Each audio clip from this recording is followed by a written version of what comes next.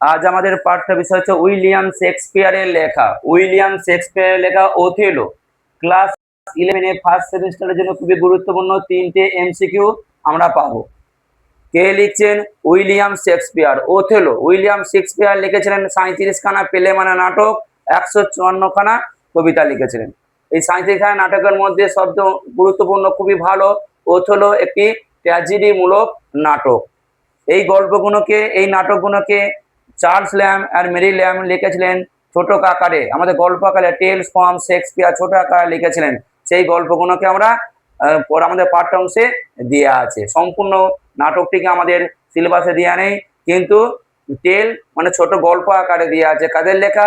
Charles lamb Mary ল্যাম্বের লেখা। Charles lamb Mary ল্যাম্বের লেখা গল্পগুলো আমাদের এখানে দেওয়া আছে। কি বললাম? ওথেলো। ওথেলো কার লেখা? উইলিয়াম শেক্সপিয়ারের। কত সালে লেখা? 1609 সালে। উইলিয়াম শেক্সপিয়ারের জন্ম 1564 থেকে 1616। তিনি ড্রামাটিস্ট ছিলেন, প্লেরাইটও ছিলেন তিনি। খুবই গুরুত্বপূর্ণ কোন সেমিস্টারের জন্য? ক্লাস 11 ফার্স্ট সেমিস্টারের জন্য 3টে এমসিকিউ আমরা পাবো। তিনি লিখেছিলেন 37খানা নাটক, 154খানা কবিতা। এই নাটকটা সেই 37খানা নাটকের মধ্যে একটি অন্যতম গুরুত্বপূর্ণ ট্র্যাজেডি মূলক নাটক। চার্লস ল্যাম্ব মেরি ল্যাম্ব ওই নাটকগুলোকে ছোট আকারে লিখেছিলেন কি টেলস মানে গল্প আকারে লিখেছিলেন। নাম কি? Tales from Shakespeare. সেইখান থেকে আমরা সেইগুলোকে আমাদের পাঠ্যাংশে দেওয়া হয়েছে। প্রথমেই একটা দেশের নাম পাচ্ছি, দেশের নাম হচ্ছে ইটালি। ইটালির মধ্যে একটি ভেনিস বলে শহর আছে। সেই ভেনিস শহরের ব্রিজ সেনেটর, ধনী সেনেটর ছিল কে? ব্রাবান্সি। তারই কন্যার নাম ছিল ডেসডেমোনা। ডেসডেমোনা খুবই সুন্দরী এবং কি ইনোসেন্ট ছিলেন, ফেথফুল বিশ্বাসী ছিল, খুব ভালো মহিলা ছিল।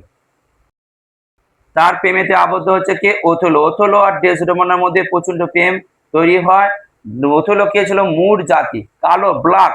আর জেনারেল ইজিপ্টিয়ান ছিল। পরীক্ষায় পড়তে পারে ওথেলোকে মুর জাতি, জেনারেল সোলজার ছিল ইজিপ্টিয়ান। এগুলোকে ভালোভাবে জানতে হবে। তাদেরই বন্ধু ছিল কে? ক্যাসিও। ক্যাসিও কে ছিল? ফ্লোরেন্টাইন।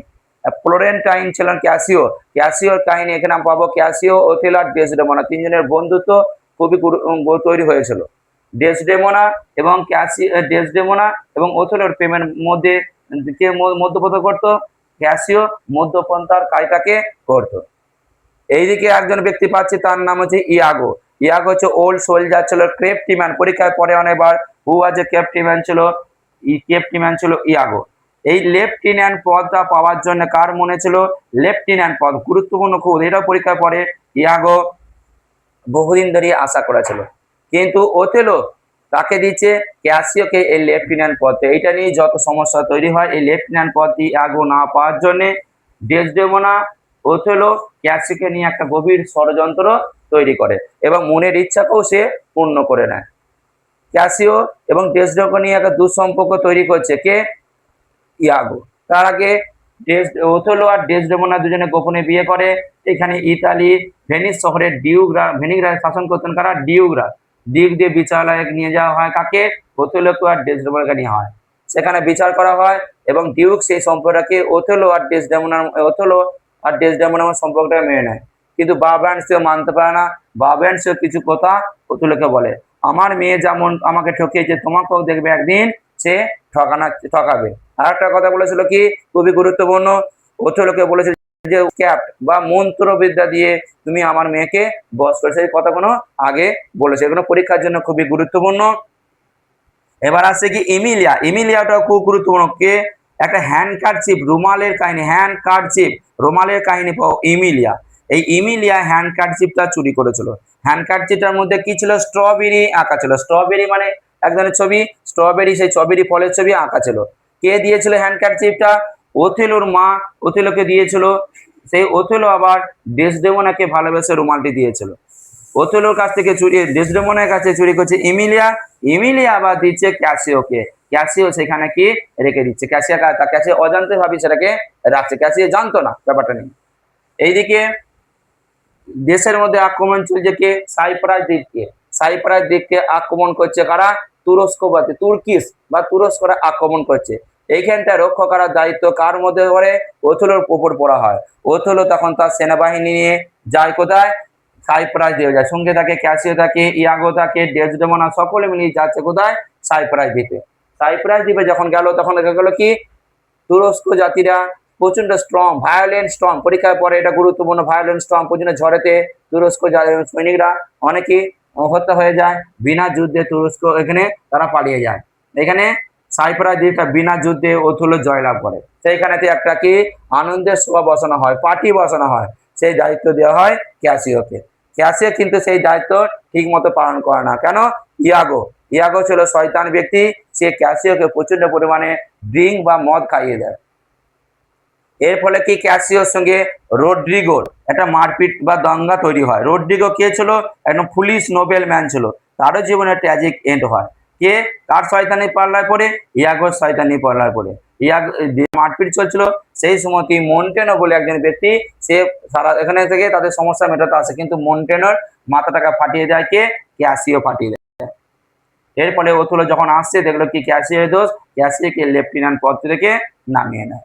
আর একটা কি, যে রুমালের ব্যাপারটা ছিল, রুমালটাকে নিয়ে মদ খেয়ে মদ ড্রিঙ্ক করার পরে, মদ পান করার পরে ক্যাসিও ডেসডেমোনা রুমালটা নিয়ে একটুখানি ঘোরাঘুরি করে বা ডেসডেমোনা রূপের প্রশংসা করতে পারে, সেগুলো ওথেলো দেখে। ওথেলোর মনের মধ্যে একটা সন্দেহের বীজ দানা তৈরি হয়। পরবর্তীকালে ক্যাসিওকে পাঠানো হয় কার কাছে? ডেসডেমোনার কাছে। ওথেলোর কাছে পাঠানো হয় না। কে পাঠায়? ইয়াগো। ইয়াগো বারবার ধরে বলে তুমি ওথেলোর সামনে যেও না, তুমি ডেসডেমোনার কাছে যাবে তোমার চাকরিটাকে ফিরে পাওয়ার জন্য। ডেসডেমোনাও বারবার অনুরোধ করে ওথেলোকে তার ক্যাসিওর চাকরিটাকে ফিরিয়ে দেওয়ার জন্য। তখনও মনের মধ্যে আরো প্রতিক্রিয়া তৈরি হয় কার নিয়ে? ডেসডেমোনা এবং ক্যাসিওকে নিয়ে মনের মধ্যে একটা প্রতিক্রিয়া তৈরি হচ্ছে কার? ওথেলোর মনের মধ্যে। ওথেলো কি করছে?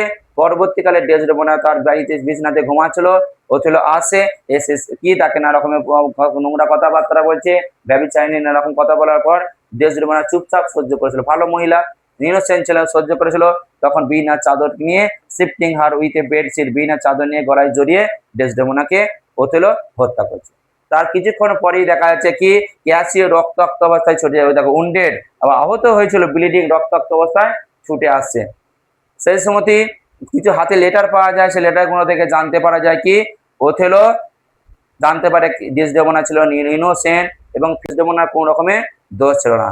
তখনই একটা ছুরি নিয়ে নিজের বুকে আঘাত করে ট্র্যাজিক এন্ড, প্রচন্ড পরিমাণে শেষের দিকে মারা যাচ্ছে। এইটা একটা ট্র্যাজিক কাহিনী তাদের জীবনে ছিল ডেসডেমোনা ওথেলোর মধ্যে। ডেসডেমোনাকে ভালোবেসে বিয়ে করছে ওথেলো। প্রথম জীবনে ভালোবাসা হচ্ছে প্রচন্ড পরিমাণে, শেষের দিকে ওথেলো তার প্রেমিকাকে, তার স্ত্রীকে সম্পূর্ণভাবে হত্যা করছে। এই গল্পটা থেকে এটাকে পাচ্ছি বিশ্বাস ভঙ্গ করছে কে? ওথেলোর জন্য, ওথেলো বিশ্বাস ভঙ্গ করছে ইয়াগোর শয়তানিতে। এখানে আমরা ক্লাস 11 এর সিলেবাসের জন্য খুবই গুরুত্বপূর্ণ। এটা 3টে এমসিকিউ আমরা কমন পাবো। ভালো করে বুঝে বুঝে পড়লে, আমরা এটা গল্পটা ভালো করে জানলে, সম্পূর্ণ আকারে গল্পটা পড়তে হবে না, নাটকটা পড়তে গেলে 3টে মাস সময় আমাদের, অল্প সময় হাতে, তাহলে আমাদেরকে কি গোটা গল্পটা পড়া সম্ভব নয়। আমরা খালি ছোট আকারে গল্পটাকে বুঝে নেবো, বুঝে নিলেই আমাদের সিলেবাসে যেটুকু আছে তাহলে আমরা কভার করতে পারবো। আর 3টে এমসিকিউ ফার্স্ট সেমিস্টারের জন্য অবশ্যই আমরা কমন পাবো।